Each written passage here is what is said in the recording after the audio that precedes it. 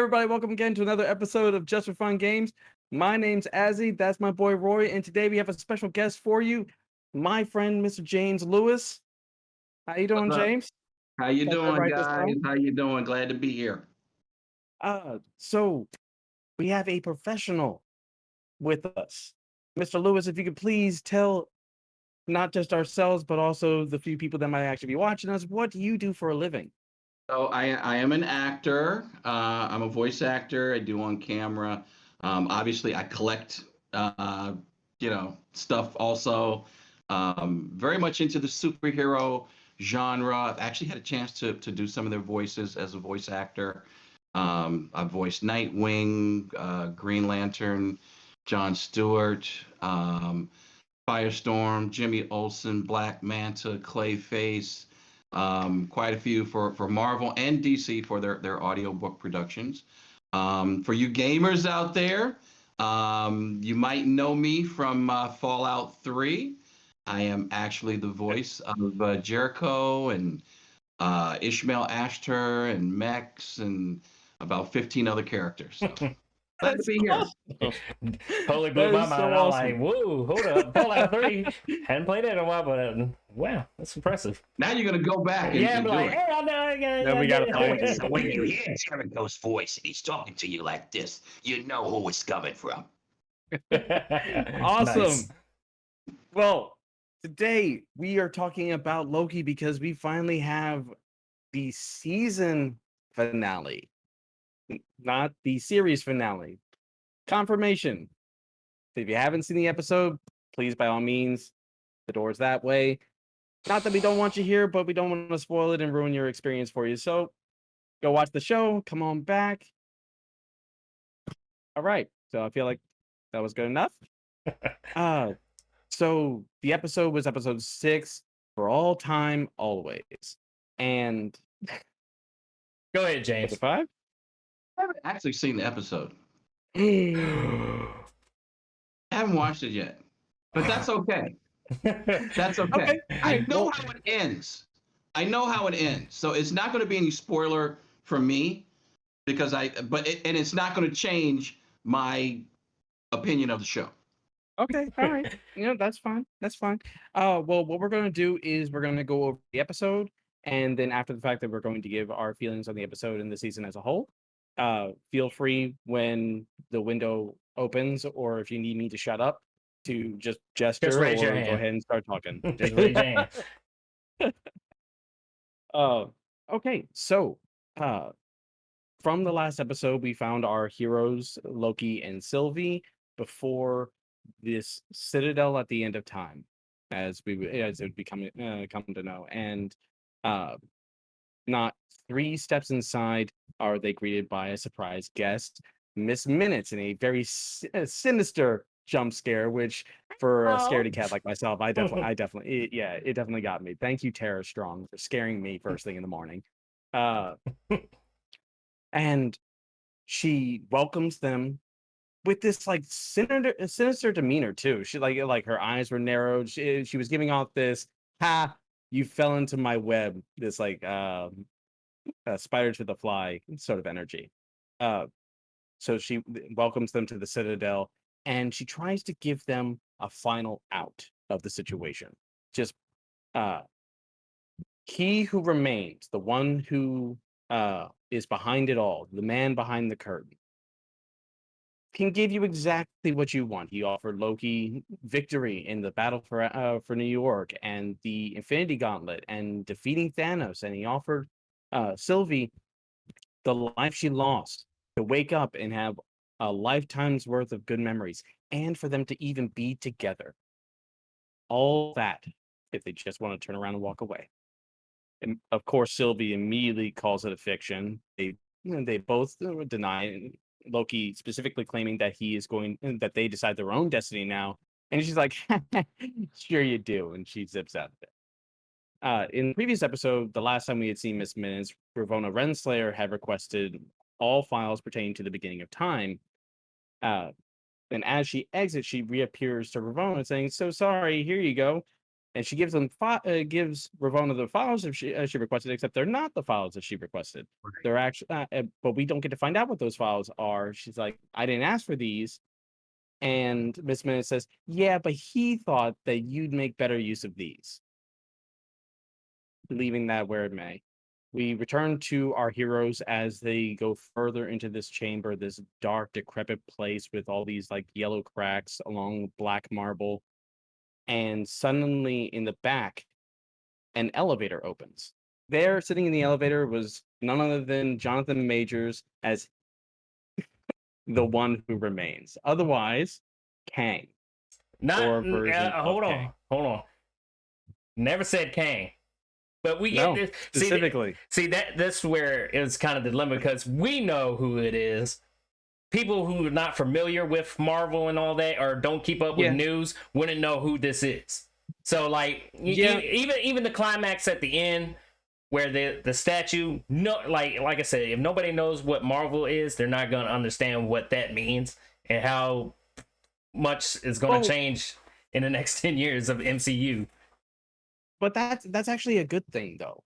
There's bliss in ignorance in this situation, and it's why I think it's so important, and I understand it so much more, that Marvel keeps as many secrets as possible. Because the sad thing is, long before this show ever came out, we already knew that Jonathan Majors was going to be in Ant-Man and the Wasp: Quantumanium, playing Kang the Conqueror. So since we knew that, and with all the foreshadowing in the show, we expect, like, or a section of us were expecting that he might appear. But here he comes, and where after 5 episodes at this point of build up and menace and intrigue and mystique, I loved how jovial he was. I loved how Jonathan Majors played him very manic, very high energy, very exuberant, very excited. And it reminded me very much because the show felt so much like it was making these uh, Alice in Wonderland, or no, I'm sorry, Wizard of Oz allegories. Where now we get to see, like, the curtain passes at the end of episode 5, and we get to see the man behind the curtain, and he's just a guy. And as he invites Loki and Sylvie onto the elevator to speak with him in his office, they also remark, is like, not what you were expecting. He's like, you're just a man. Yep, just a guy, flesh and blood. And Sylvie then tries to take an opportunity to strike him down, only for him to immediately utilize a device to evade the blow. And he's loving every second of it.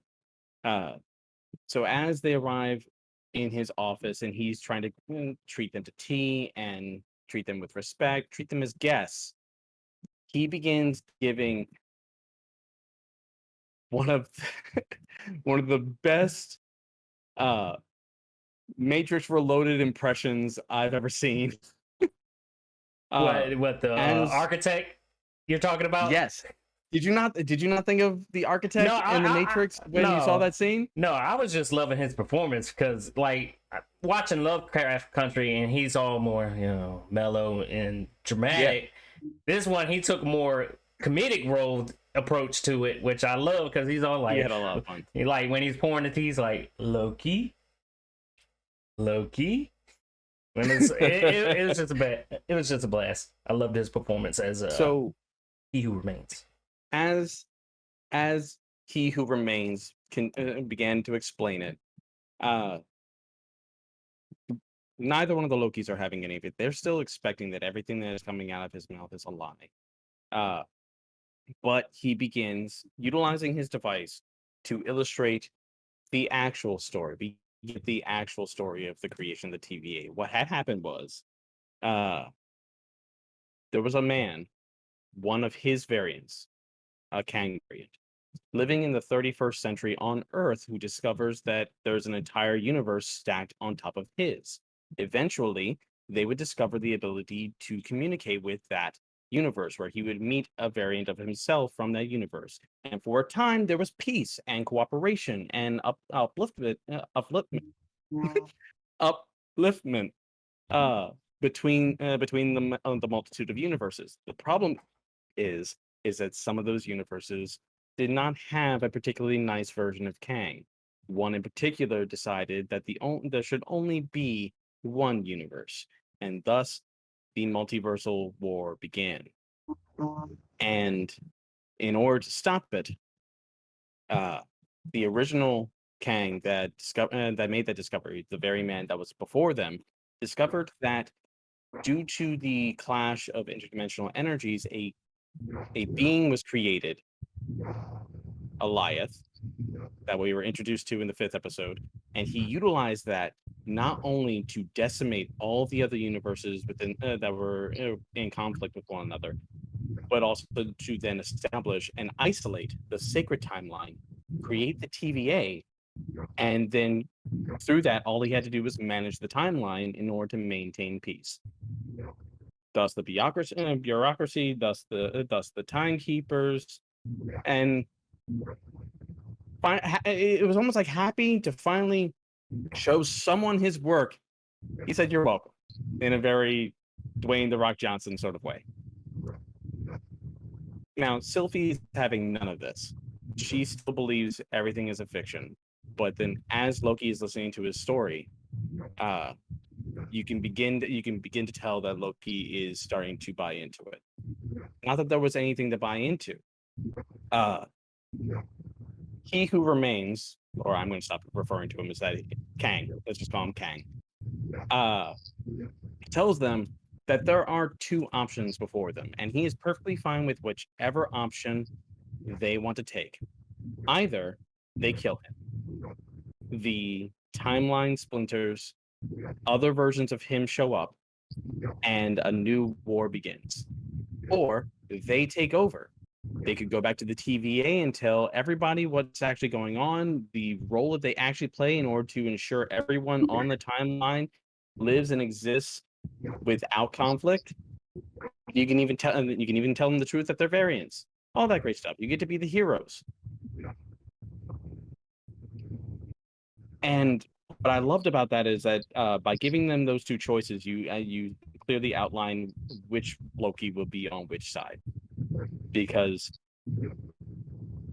Sylvie has gone too far to just drop it now or to believe into something else. So lines are drawn, and no matter how much Loki tries to talk things out, again, it falls back on the way that they both like to handle conflict. Loki likes to talk, and Sylvie likes to kick indoors. The point that, or like the point that Kang was really trying to make was that, like, you may not like the dictator, but when you depose him, you leave a void, and what fills it could be 10 times worse. And that's what Loki was hanging on. A fight ensues between the two. We get a display of power where Sylvie displayed powers that she previously didn't know that she was capable of, not to mention telekinesis and energy projection. She even snapped Loki away effectively for a moment before Loki attempted to halt combat altogether, just to try to establish that connection again, to make her believe him that he doesn't want some kind of throne, that he isn't looking for power. He is just trying to make sure that she is okay. And in a moment where she took advantage of that, Sylvie goes in for the kiss that some were looking forward to and some didn't think was actually going to happen. But taking advantage of that moment, she utilizes Kang's tempad to kick Loki out of the situation with the dropping the definite line, "I'm not you," and yeets him out of the conflict. To which she turns to Kang, ready to murder him, and he's still laughing. He's still enjoying the situation regardless. And she asks him, "You're not even gonna beg for your life?" And he's like, "No."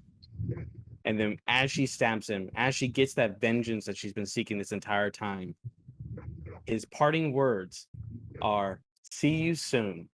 And he gives a wink as Sylvie collapses in the emptiness that typically follows with revenge.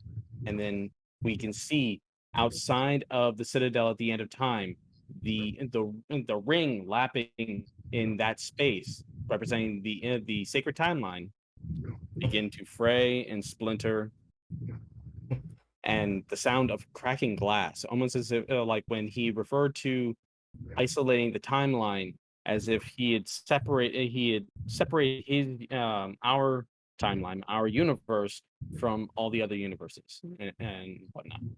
Um, then we switch over to Loki, and as he's uh, effectively sulking because time has yet repeated itself, and he is yet again lost, as he surmised all Loki's inevitably will. He he takes a deep breath and he brings himself back up again. He charges out to try and find Mobius and Hunter B-15 in order to inform them as to what he learned. And when he arrives, they're remarking about how many splinters just one particular timeline was having, and how they seem to be under orders from someone not to interfere with it. And when Loki arrives, he tries to tell them everything, but it turns out they don't know who he is. And that was when we get that's when Loki looks to the left, and we get a callback to Planet of the Apes, as the statue, which was once of the Timekeepers, is now of Kang. End of the episode. End of the episode. The Black Panther movie, the great Umbatu. Are you done? Are you done? Oh boy. Yes. No. The fact that you had to freaking explain that, okay, is why I feel this show was so bad. I'm sorry. I am sorry, okay? There is not one episode of Loki, that I sat through from beginning to end without falling asleep on it. Ooh. That's how. Listen, okay. WandaVision, Falcon, Winter Soldier. I'll even throw in Agents of S.H.I.E.L.D. Okay. I'll throw in Peggy Carter. Okay. Marvel has done a wonderful job of some of their TV shows, whether they're on network television or streaming. Okay. And they did not keep their formula of success with Loki. Okay. And I don't know if it was the writers, I don't know if it was the producers, but they had so many opportunities to do things that would really appease the hunger of the fans to have a show that they really liked. Okay. The monologues that went on in this show were so dry and long as everybody talked about time. Okay. And it's like, can we get to the point? This whole show could have been done in one episode. This whole show could have been done in one episode if they had sped it up, got rid of all the unnecessary dialogue, put in all the stuff that fans wanted to see, and you had opportunities to do it. Okay. It's Loki. Okay. We want to see Asgard. Okay. We want to see old Asgard. If you're traveling through time, let's go back and see some of the characters from Asgard. Okay. Sylvie, although she's never said to be, she's basically an amalgamation of the Enchantress. Okay. So here she is. Okay. We got her. We know we've seen Scourge, so we're not going to see Scourge with the Enchantress, but you had an opportunity to show us Throg. Well, I mean, 10 seconds on the screen, and I know they deleted that scene. I know they filmed the thing with Tom Hiddleston. They never did the CGI for Throg. We needed to see that. They should have had that battle scene between Loki and Throg. Fans would have loved it. Sif, you brought Sif back. We've been wondering where the heck Sif has been, okay, since Agents of S.H.I.E.L.D. Okay, we didn't see her in Asgard during its destruction, none of the fights. Where the heck is Sif? Okay, and she shows up because Loki cut her hair. and stuck in a time loop. Okay, and he's stuck Hold in on. a time loop. I was so mad. I was so mad. Okay, I'm like, you're not giving us anything. Let me finish. Let me finish. Go Okay, ahead. Go ahead. so Go ahead. Go ahead. you take WandaVision. Okay, WandaVision, we got Photon. Okay, all right. We got Speed. We got Wiccan. They said, you know what? We're going to tease you. We're going to throw in Quicksilver from the X-Men movies just so the fans go, oh, it's Quicksilver from the X-Men movies. What are they getting ready to do? Okay, you gave us Agatha Harkness. That's 4 characters from the Marvel Universe you introduced. Okay, fast forward to Falcon and Winter Soldier. Okay, boom, we get the Black Captain America. Okay, we get more stuff is being done by Sharon Carter. Okay, we get U.S. Agent. They introduced the Countess. We've got more characters that are showing up. Oh, we see the actor who's going to eventually wind up playing who? The Patriot. Okay, for the Young Avengers. We've got all these characters that you're giving us these teasers with that we're seeing. Loki didn't give us jack. Okay. He gave us lots of Lokis. I'm like, I am so sick of this. Okay. I was not happy. It was a boring show. I'm sorry, just too many monologues. First of all, time gives anybody a headache. Okay, if you're traveling through time, you're going to get a headache. Okay, it's too many paradoxes that can show up, and you're like, well, we do this, we went back. I mean, I didn't even like the whole time issue as the solution to defeating Thanos and the Avengers Endgame. Okay, I didn't even like that. But you know what? They didn't focus on it so much. They said, okay, we're going to go through the quantum realm. Okay, because we know we're going to see that in Ant-Man. All right, I'll give you that. Okay, and then they came right back. But here's the glaring hole in the whole Loki series. Okay, you ready? You ready for this? When they were processing Loki, one of the clerks, and he saw the guy's drawer full of what? Infinity Stones. Oh, they don't work while you're here in the TVA. Okay.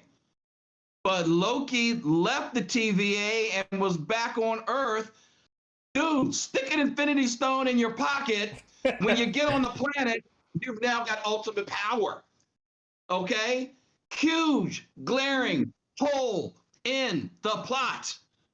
Well, about that. Well, I'm done. firstly, I want to say this.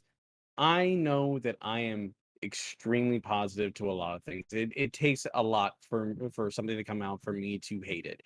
We were talking about Iron Fist. Like that might have been the last thing that's come out with the Marvel name recently that I just vehemently did not like. So I actually appreciate bringing that other side into the discussion.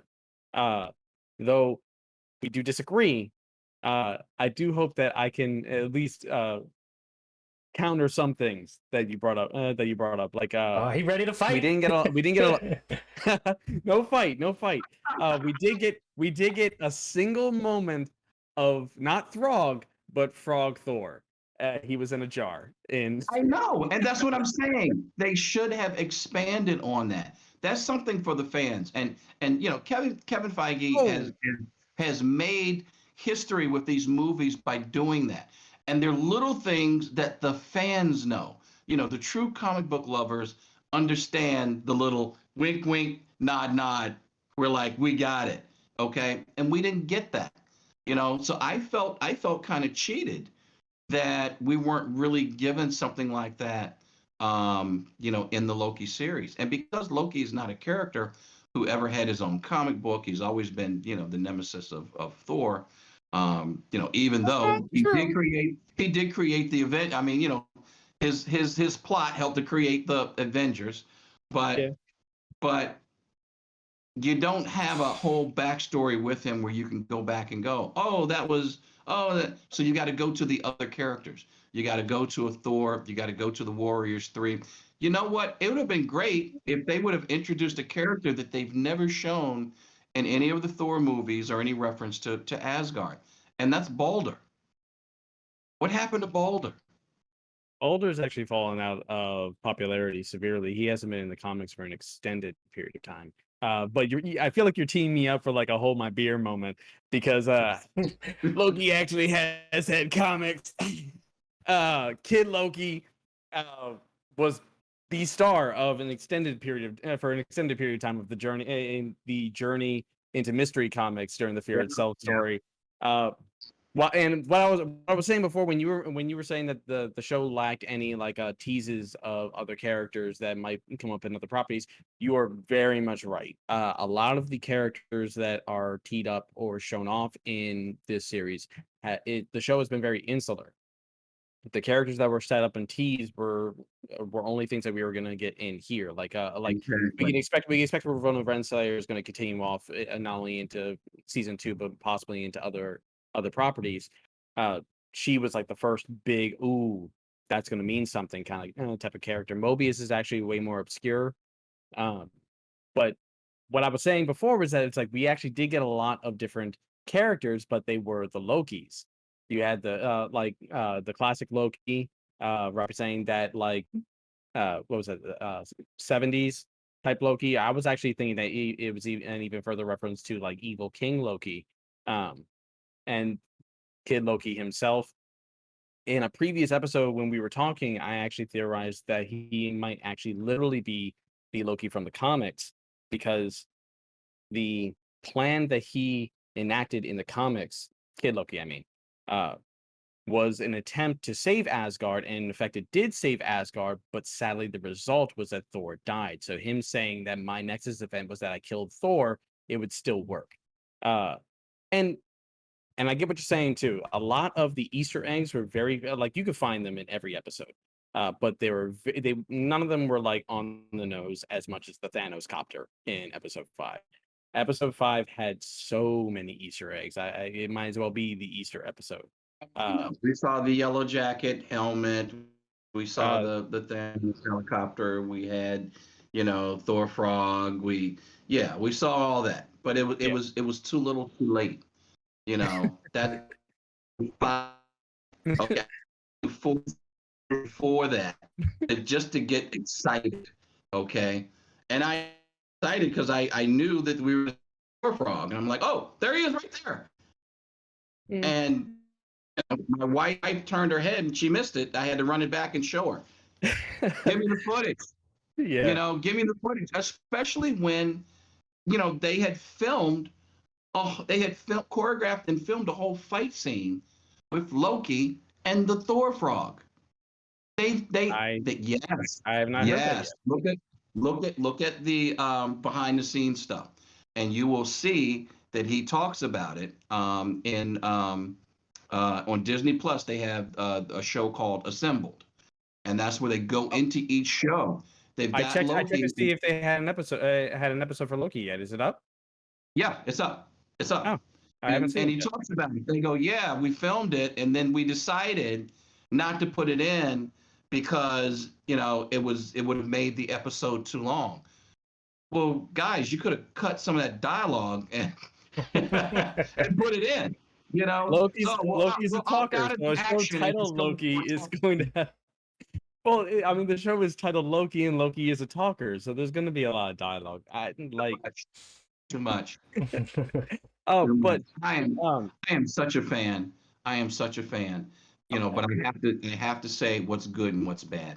And Oh I yeah, have loved so much stuff that Marvel has put out, and I've only been disappointed twice, and that was with Iron Fist, and that was with this. And I know that it's a necessary, my words, a necessary evil. Okay, because it's setting up Kang, and we know what the ramifications of that are going to be going forward in Spider-Man, going forward in Doctor Strange and the multiverse of madness. We know you've got to set all that up, and now it's set up, but it shouldn't have taken 6 hours to do it. were each of the episodes 30 minutes or 45? It's about like 46 minutes, but hey, 6 Yeah, hours. I give it an hour. I'd say an hour because I sit through the credits too, so actually Oh, read the credits. Oh, Because I'm waiting. Oh, do I get an after credit scene? No, you didn't even give me an after credit scene. Now I'm even madder. well, I mean, it sounds like you like the formula. You like what is tentatively considered the Marvel formula when it comes You to their stick shows and to them. properties. Yeah, yeah. But When you and find something that works, and remember, if we go back in time, and this might be, before you guys' time, because I'm a little older than you are, you know, when we look at the 70s, okay, and we look at the stuff that Marvel put out in the 70s, I'm talking, Lou Ferrigno as the Incredible Hulk, that era, Captain America and with the plastic shield, you know, that kind of stuff that was coming out. And it's because they didn't keep it true to the comic book formula. Now, the technology just didn't exist then for them to really be able to bring these characters to life, and they did the best that they could. But they did the formula for Kevin's success in running Marvel has been keeping everything true to the comic book. There's a story of him as a young PA on the set of the X-Men, and he was sent by Marvel to go there and kind of advise, and if they needed to ask questions, he could, because he knew the comic book history.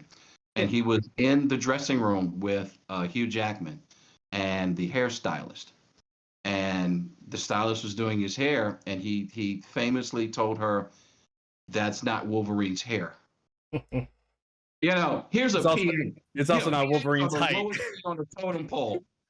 Where he's going, experienced makeup person, you did his hair wrong. But when he showed up on screen and he had the Wolverine hair, everybody was like, "Yes, you did it right."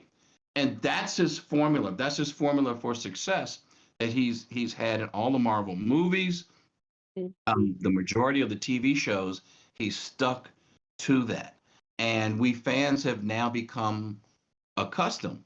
You don't leave the movie theater because there's going to be some after credit scenes. You don't do it. I couldn't understand, even by the time we got to Endgame and well, Infinity War, people were still leaving. It's like, where are you going? Okay, we've had 10 years of Marvel movies. Why are you leaving? There's more.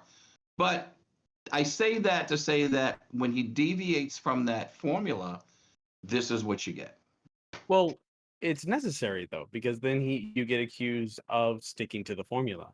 And it's because we have that experimentation, we have those kind of diversions that we get things like WandaVision, like the upcoming Doctor Strange and the Multiverse of Madness, as far as I'm concerned, last I've heard, it's still supposed to be a pseudo kind of horror movie.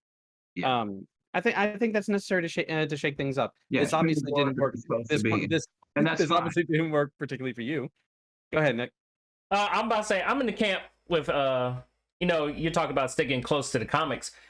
For me, I don't read the comics, so I don't know what to expect. Like, this is all new to me, so Kang could be a cat for all I care, and I'll still watch it. It is what it is. But I can see why he's sticking to more the fan service.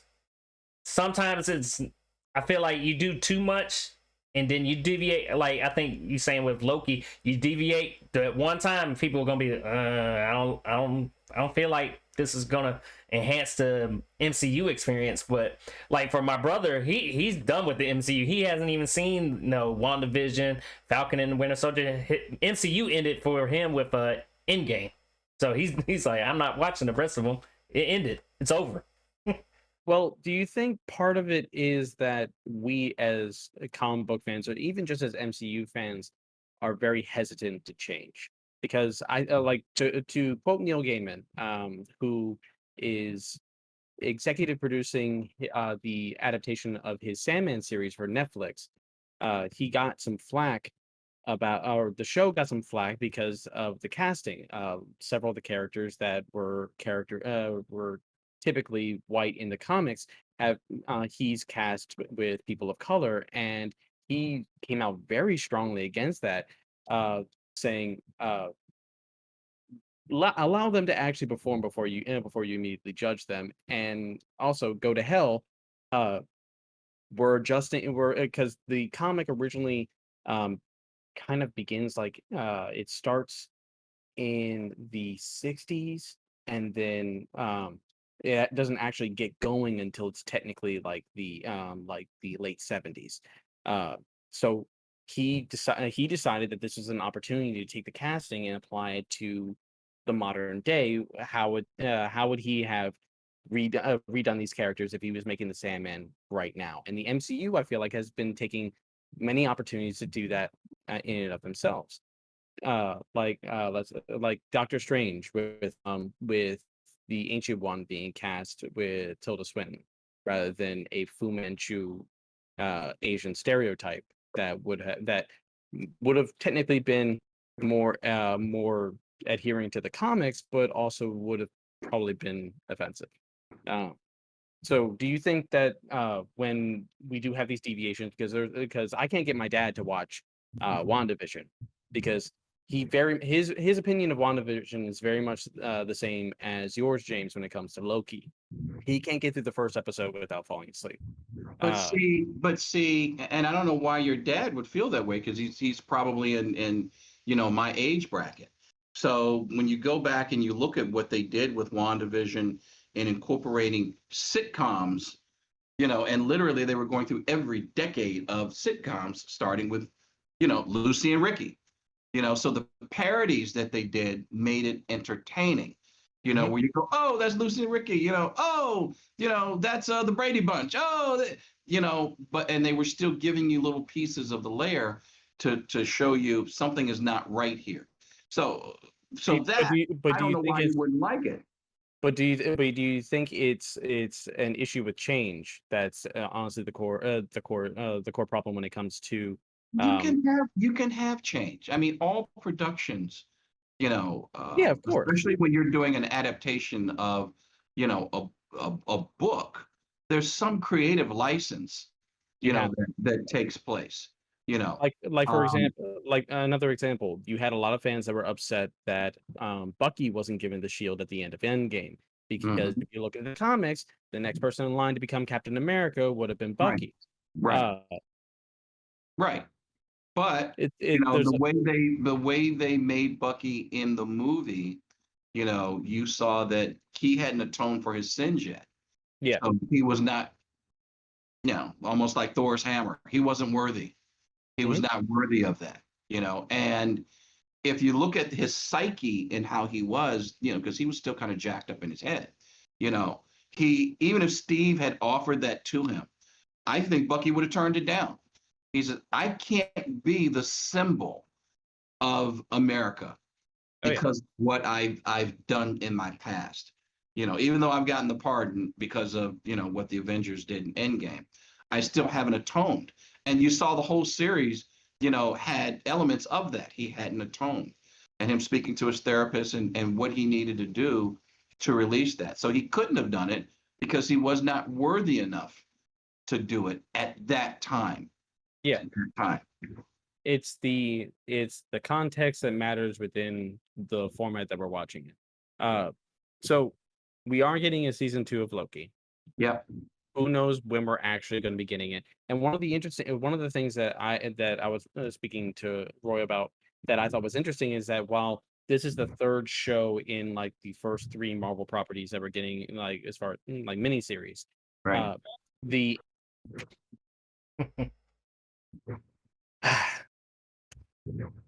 the entirety of Loki can could take place in a bubble and could actually have like if we were to try and set it up chronologically, everything could have happened after.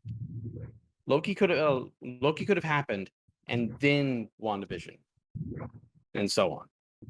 So that's what I'm still curious about because the show is very obscure. I feel like I'm watching a episode of Black Mirror, a 6 hour long episode of Black Mirror. But Right. still, I'm still trying to figure out the mystery, and it's probably because I like um, the kind of who done it sort of things. I'm still trying to figure out who's the murderer.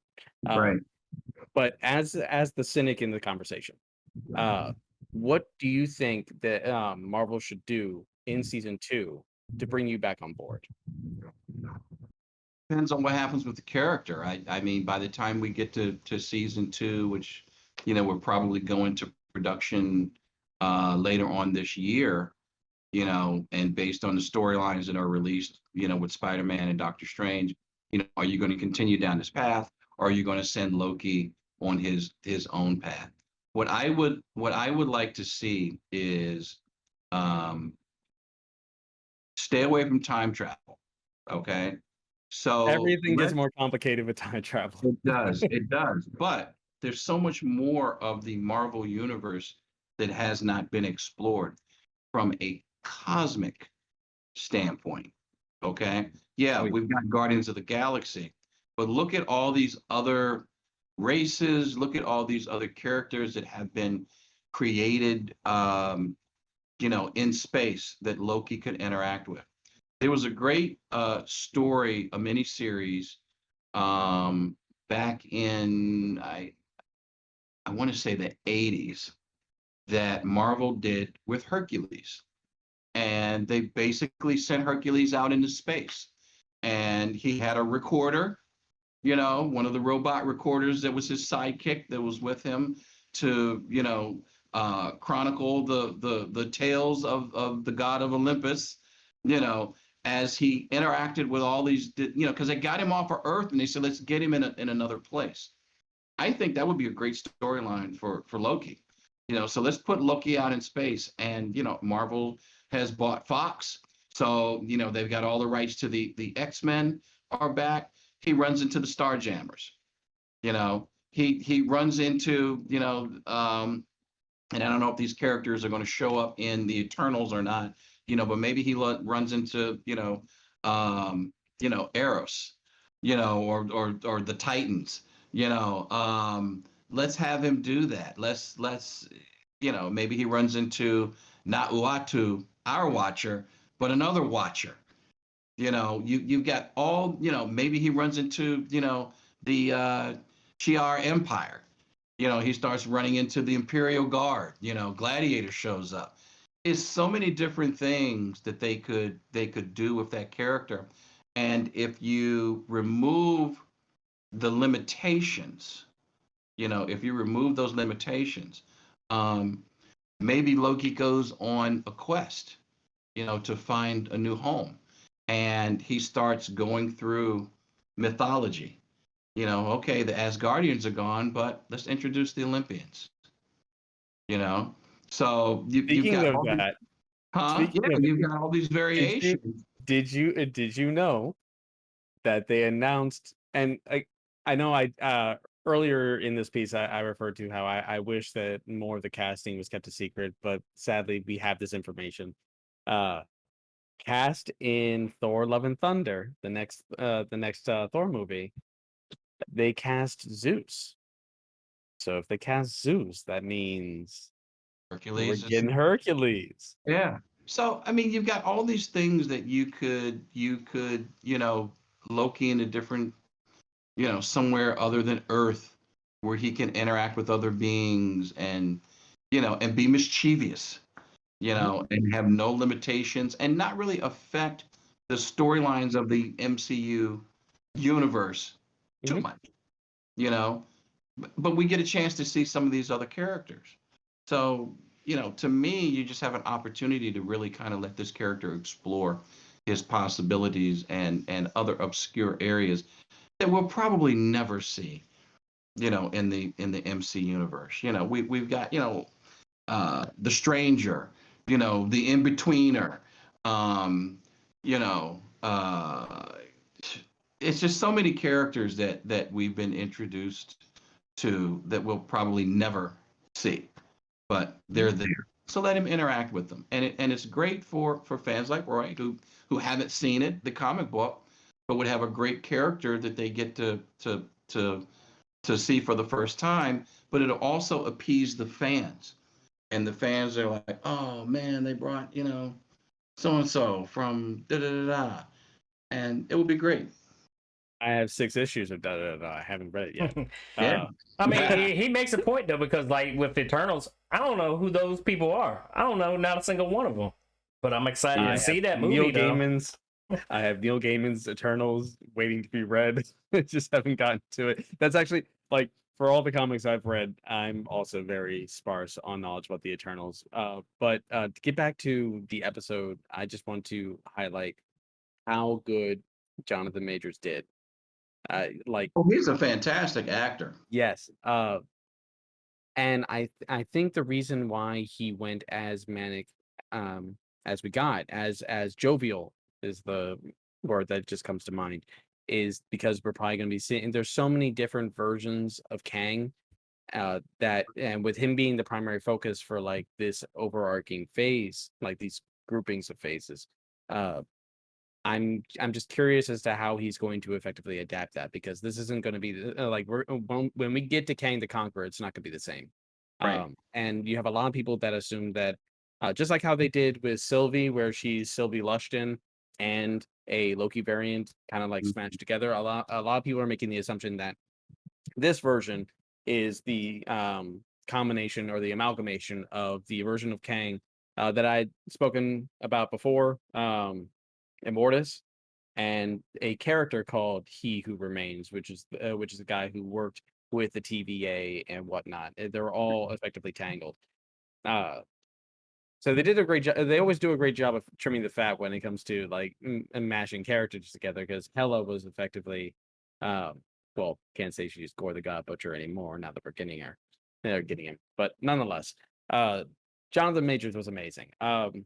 Roy, we haven't given you much of an opportunity to speak Hey, about look, the episode. I'm good. But I'm good. I'll just speak on it. I love the episode. I love this. I love this series.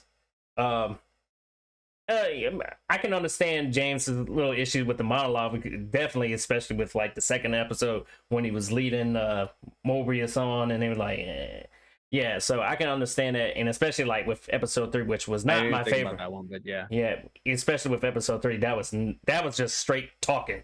The whole episode, I was like, oh my god, yeah. Where I was going to sleep on that episode, but it did pick up speed. Just like a roller coaster, you're gonna have highs and you're gonna have lows. At least they ended this one with a high, unlike WandaVision and Falcon and the Winter Soldier, where the ending was just like, okay, like expect like the Ralph Boner situation with WandaVision. We're really thinking that's really Quicksilver, and it's not. There's a lot of people that are actually on the other end of it. James, previously at the last episode, I was actually very scared that we were going to give what I recall Ralph Bonard at the end of the series, where it was going to be the bad guy was an evil Loki. It was like it was been so on the nose, and like it's the kind of fool me once, shame on you sort of thing. Fool me twice, shame on me. It's like I didn't want to believe that all of the Kang signs and teases and allusions were all red herrings again. That would have upset me. So I'm so glad that we got to see Jonathan Majors in this scene. It's like it was such a good scene. Most and it's like and maybe part of it is because I have such a like the Matrix is such a has such a sweet spot in my heart, even though its quality tanked severely with its sequels. Uh, Getting to see it's like, hey, look, this format for a scene can actually work if it's written well. Like I actually remember going to the theaters with you, Roy, to see Matrix Reloaded, and I pulling my best James impression, but in the past, I got so bored in that scene where this villain that comes out of left field is monologuing and going on and on in such like literal diatribe that I couldn't understand what the hell he was saying. It's like we made the Matrix. Ergo. I've seen that movie at least 10 times, and I still don't understand what he was saying. Exactly. It was too much. It was too cerebral Yeah. You know, It it's was an trying. action. It was trying to be too surreal. Oh, he's technically a computer, so he's got to be as literal as. No, I'm sorry. You're still trying to entertain your audience here. They need Exactly. to understand what is going on, and so uh, well, sadly, James, you haven't gotten the opportunity to see that episode. I'm not sure if you're going to. No, Uh, I'm going to watch it. oh, I committed. I'm going to watch it. I'll probably watch it tonight. yeah. But Uh, you know, and even though by the third or fourth episode I was like, man, I really don't like this show, but I was committed to watch it because I am such a fan of Marvel. yeah. You know, I can't miss any nuance. You Yeah. know, because I need the whole picture because I know it will factor into other stories down the line. Hmm. So in that regard, you know, I'm a fan. Yeah. You know, I'm a fan. What You I'm know. left what I'm left with at the end of the show is the what I feel like the main theme of the entire thing is are people capable of change and is time immutable? Hmm. And that is the question that they throw at us and they don't really give us an answer. Right. Uh and I love that. I like I both love and hate those kind of cliffhangers because they they sit there and they're going to make me think until we get the next uh Marvel property. Like when Sylvie kills Kang and he says see you soon, it's because he knew that was what made it so entertaining. He wanted to see which way the coin flip landed because he knew no matter what, say they murdered him, uh, it would lead to a war. It would lead to one of his versions realizing, um, like enslaving like another version of Eliath, and then coming to the same conclusion that he did, crafting the TVA. Only the person at the driver's seat wouldn't be as nice and friendly as he kind of was. Right. It's like, see you soon. It wouldn't actually Or be him, but it'd be a version of him. Is like you haven't changed a thing. or in Like, the oh, words of Thanos, I am inevitable. oh my! I didn't even think of that. Yeah. Exactly. Oh, that just changed everything. uh, No, for real though, for real. Uh, because it makes me sit there. I was telling my brother-in-law because I need Roy and I try not to discuss the episode until we are on camera, so I couldn't call him the gap about it. So I had to call my brother-in-law, and I was like, the thing that really gets me is like I don't know what the answer is. It's like how do you solve this thing because it's like dividing by zero. It doesn't seem like there is a solution. So it just drives Here's my the solution. my hype into the very I'm sure that they'll give us one. Oh, yeah, oh, And really yeah, it's less of a definitive thing. It'll be a this is our solution. oh well. Doctor But Strange got now some work. He's got some yeah, work he to does. do. Yeah, he does. He's gonna be floating for a while. Just like jittering his head and everything. Um, but now we're going into the very next thing that we're getting out of Marvel, which is their what if series. Which James, Oh, did you work man. did you I work am on that? so excited. I did not. I did Uh, not. I too bad. wish. I'm so excited. Jeffrey Wright is one of the most underrated talents in Hollywood. Um, you know, looking forward to the animations. To hear a lot of the actual actors who are portraying those characters, even though a few of them, you know, they did have to recast. I Um, had a question about that. I pride myself in having a good ear for voices. Uh, mhm. that was not Robert Downey Jr., was it? Nah, No. clearly you could have heard that was They Robert. recast him and Chris Evans. Okay. Yeah. This So is going to be our final performance Hemsworth with and Chadwick Boseman, though. That's yeah. sad. Chadwick is definitely that was his last performance. Sadly, I'll be glad to hear that. Fitting tribute. I hope they do something with at the end of that. But I'm looking forward to the episode with Peggy. Yeah. Yeah. I did not watch the Peggy Carter series when it originally came on. And I don't know if it followed Agents of Shield or preceded the Agents of Shield in that time slot. And a buddy of mine told me it was a really good show. I didn't sit down and watch that first episode, and so I didn't get into it. But I wound up watching it later, just because there was nothing Marvel left for me to watch, and I said, "Oh, let me go back and check this out." And the wife and I actually loved that show. Peggy was such a firecracker, man. It was, the acting was superb. It was a good storyline. It gave you just enough from an Easter egg standpoint that you knew you were still in the Marvel universe. Yeah. But it was just great action, great writing, and it really flowed.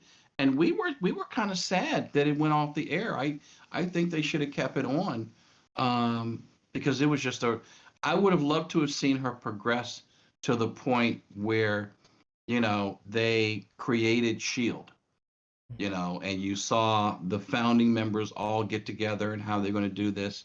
And they never got a chance to do it because it only lasted 2 seasons. But I'm so hyped to see her in her role as the super soldier representing Captain Britain. Carter. Captain Carter. Captain Carter. I need everybody to go watch Agent Carter on Disney Plus just to get to season 2 and be introduced to yet again another Black Widow played by Bridget Regan. She Yes. is amazing. Yes. Oh my Yes. goodness. Yes. I'm totally out It of the was- loop. I still haven't seen it. Watch it. Dude, Go and watch dude. it, dude. It is a great show. It is Oh, so yeah. good. Yeah. Oh yeah. The one thing I actually liked about that first clip with like I guess it would be I don't want to refer to her as Captain Britain because Captain Britain is its own hero. She's Captain Carter. It's Captain Carter. Okay, that Captain works. Carter. Yeah. What we know about that particular episode is that Steve doesn't become the super soldier, but he does kind of become a pseudo Iron Man to her captain. And what I actually thought was interesting about that was that it kind of reminded me of Gwen Stacy. In the comics, there's an alternate version of Gwen Stacy. She's the one who gets the spider bite. She becomes Spider Woman, and Peter, idolizing her from afar, not knowing her secret identity at the time, tried to emulate that, and he became her lizard.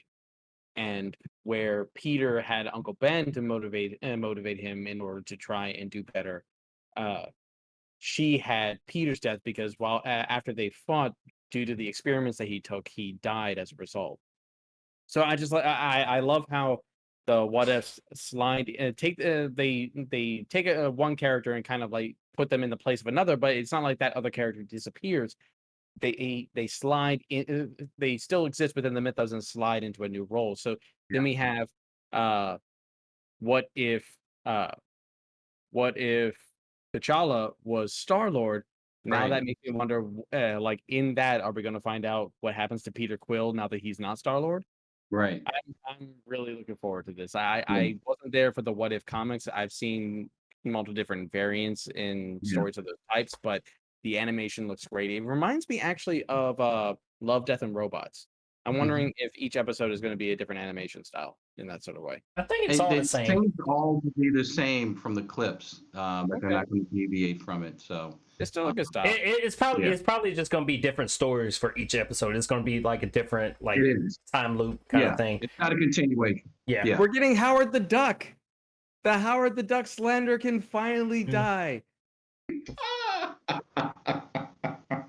Not Howard the Duck. Oh my goodness. I remember that. No. I remember movie. the Howard the Duck movie. Did you see the Howard the Duck movie? Yeah. I- God. It's a good movie. It was entertaining. It really was. Wait, hold on. I need to. Before there was Wolverine smoking a cigar, there was Howard the Duck.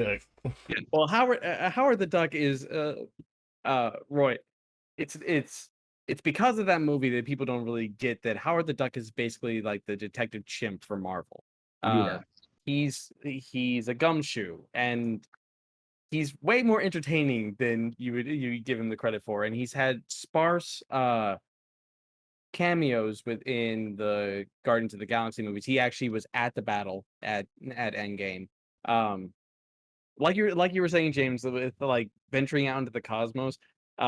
I see those oscillatory characters, and I actually really hope that they get the kind of attention that they deserve, like Cosmo, the Russian dog with telekinetic powers that was in Guardians of the Galaxy. But anyway, how long have we been running? It feels like we've been doing this for an hour. Like 2 hours. So It was like an hour prep time, you know. But it's, I mean, I don't want to take up his time, man. I'm about to say, I'm worried about your time too. What? She's going to stop you, nerds. Oh, she loves it too. Have you guys watched Knives Out? Have you guys watched Knives Out yet? We have not. Right now, we are binging on Manifest.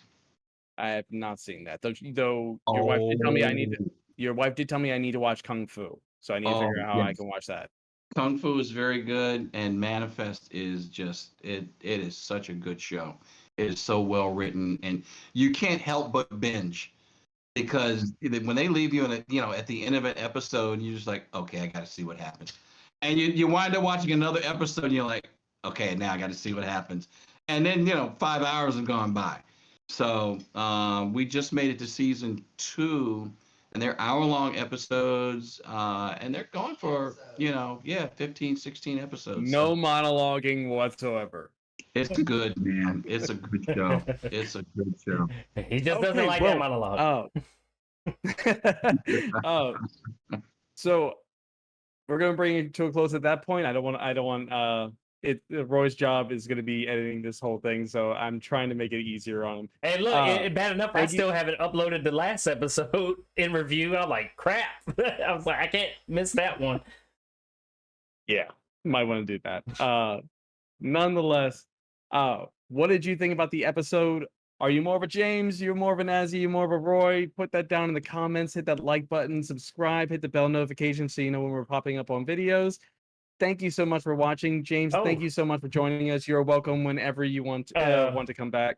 Thank you so much for having me, guys. Yeah, and if you guys want to look me up online, you can find me on YouTube at Actor James Lewis, Twitter Actor James Lewis, Facebook Actor James Lewis, and he got that down pat. Yeah. He's like, there's only going to be one James Lewis. Put those links in the description. There's no other variant James Lewis. But you had something to say, Boy? Oh no, I was just saying he's got that down pat. He's like, I'm the original James Lewis. Let's say there's no other variant. James Lewis, that's right. You can Google me. Yes. I did. I was Thank like, you so much for watching. Research. Thank you so much for watching. We'll see y'all next time. Peace. For all time, always. Always. Guess I'm doing this all by myself now. Wait, who's joining the recording? Oh, hello. Which one are you?